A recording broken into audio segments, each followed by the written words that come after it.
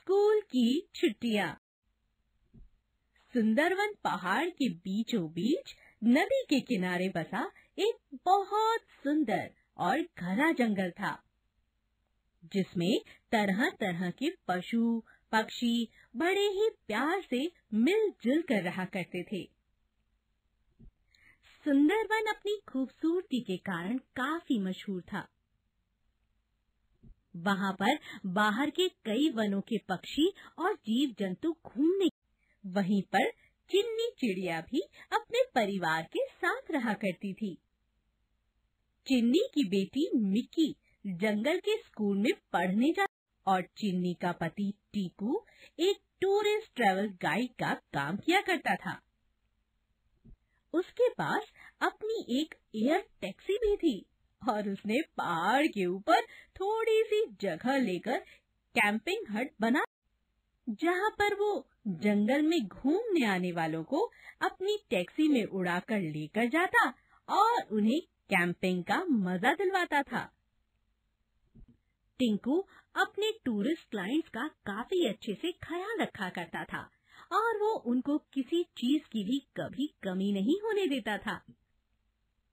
जो भी एक बार टिंकू के साथ उसकी एयर टैक्सी और उसकी कैंपिंग साइट, वो दोबारा भी उसके पास घूमने के लिए जरूर आता था और अपने दोस्तों को भी सुंदरवन में टीकू के पास ही घूमने जाने की सलाह देता था।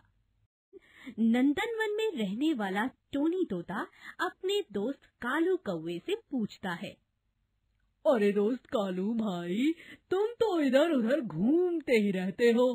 गर्मियों में बच्चों के साथ घूमने के लिए कोई अच्छी सी जगह तो बताओ, जो खूबसूरत भी हो और वहाँ का टूरिस्ट गाइड भी अच्छा हो। कालू कौवा कहता है, मेरी सलाह मानो तो तुम सुंदरवन में टीकू के पास चले जाओ। उसकी कैंपिंग साइट बहुत ही अच्छी है और सुंदर जगह है। वो तुम्हें अपनी एयर टैक्सी में बड़े प्यार और अच्छे से पूरा सुंदरवन घुमा देगा। भाई ठीक है दोस्त, मैं अपने परिवार को लेकर। और इस तरह अपने अच्छे व्यवहार के कारण टिंकू का काम अच्छा चल रहा था और वो अपने परिवार के साथ हंसी खुशी रहा करता था।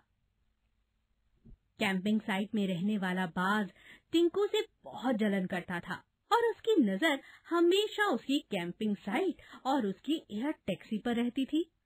ना जाने ये टिंकू सभी टूरिस्टों को क्या गुट्टी पिलाता है। सभी टूरिस्ट इसकी कैंपिंग साइट पर और इसकी एयर टैक्सी में बैठकर जाना बहुत पसंद करते हैं। हाँ, हमारे पास तो कोई आता ही नहीं।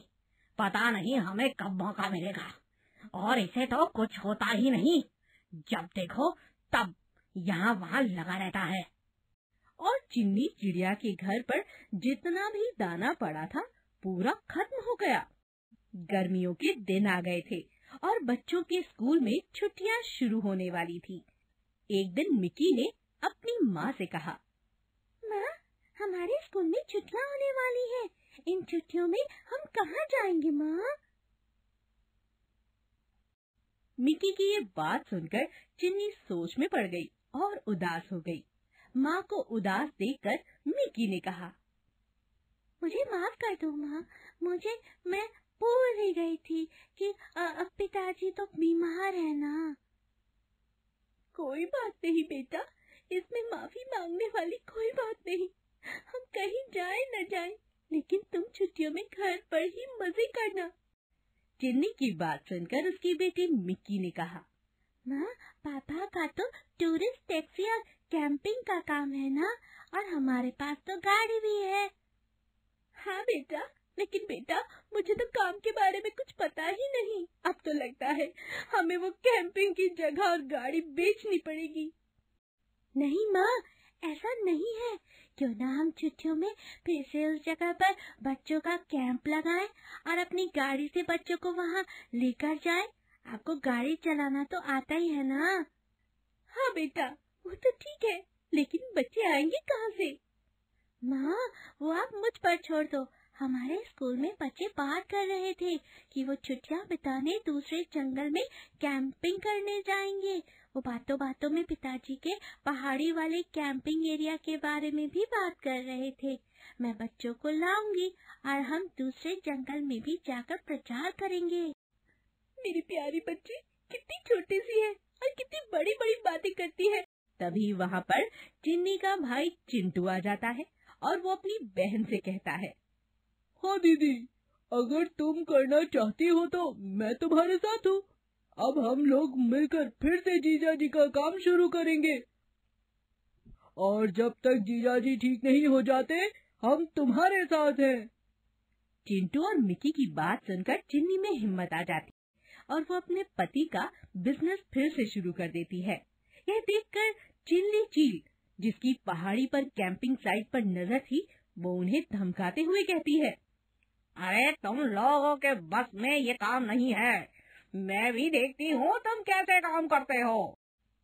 लेकिन चिन्नी, मिकी और चिंटू हिम्मत नहीं हारते और वो लोग गांव-गांव, शहर-शहर, स्कूलों में जाकर कैंपिंग के लिए बच्चों को प्रोत्साहित करते हैं।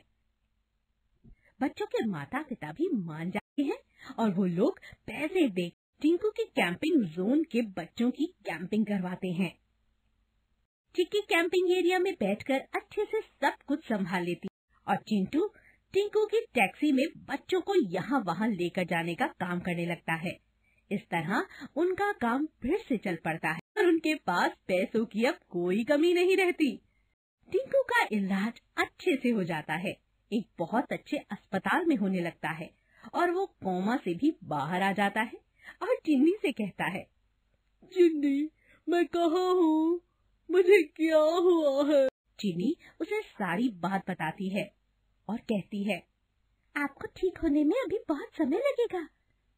टीकू कहता है, गाड़ी का क्या हुआ? हमारे कैंप का क्या हुआ? तभी मिकी आकर अपने पापा को पूरी बात बताती है। तभी चिंटू वहाँ आ जाता है और टिक्कू चिंटू का धन्यवाद करता है। होने के बाद टीकू कैंप में वापस आकर देखकर हैरान हो जाता है कि वहाँ पहले से भी ज्यादा तरक्की हो चुकी है, वो भी सिर्फ चिन्नी की और मिन्नी की होशियारी और चिंटू की मेहनत की वजह से। सभी लोग फिर से खुशी खुशी रहने लगते हैं और गर्मियों की छुट्टियां मजेदार बना देते हैं।